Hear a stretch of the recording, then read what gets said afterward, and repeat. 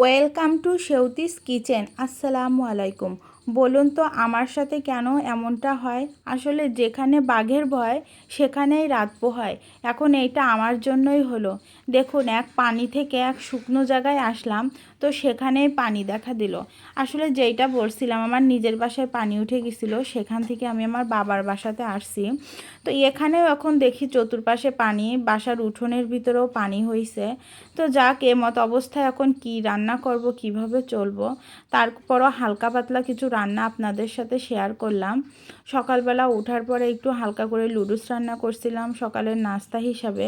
তো তার পরপরই দুপুরের রান্নাটা করে ফেলেছিলাম। আজকে আর ওইভাবে সেভাবে কোনো রান্নাই করতে পারিনি। তো এর ভিতরে যেভাবে রান্না করছি, চুলোর ভিতরেও দেখি পানি, তো গ্যাসও শেষ হয়ে গেছে। এখন এইভাবে কি করব, তার জন্য আজকে একটু ডাল রান্না করছি, আর সেই সাথে কচুর মাখি দিয়ে, মানে কচুরমুখী, মানে যেটাকে আপনারা অনেকেই বলেন কচুর ছড়া, তো ওটা দিয়ে মাছ দিয়ে রান্না করছিলাম। তো এর জন্য প্রথমে আজকে আমি ডালটা দেখুন ধুয়ে নিয়েছি, মুসুরির ডাল রান্না করব। তো ডালটা আমি প্রথমে পেঁয়াজ, রসুন, কাঁচামরিচ দিয়ে সুন্দর করে কষিয়ে নিয়েছি। মানে পেঁয়াজ, রসুন, মরিচটাকে সুন্দর করে তেলের উপরে ভাজি করে নিয়েছিলাম।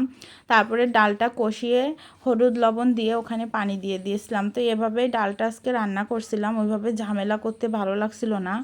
তো দেখুন ডালটা ভালোই হয়েছে, একটা সুন্দর ঘ্রাণও বেরোচ্ছে। এখানে একটু তেজপাতাও দিয়েছিলাম দু একটা।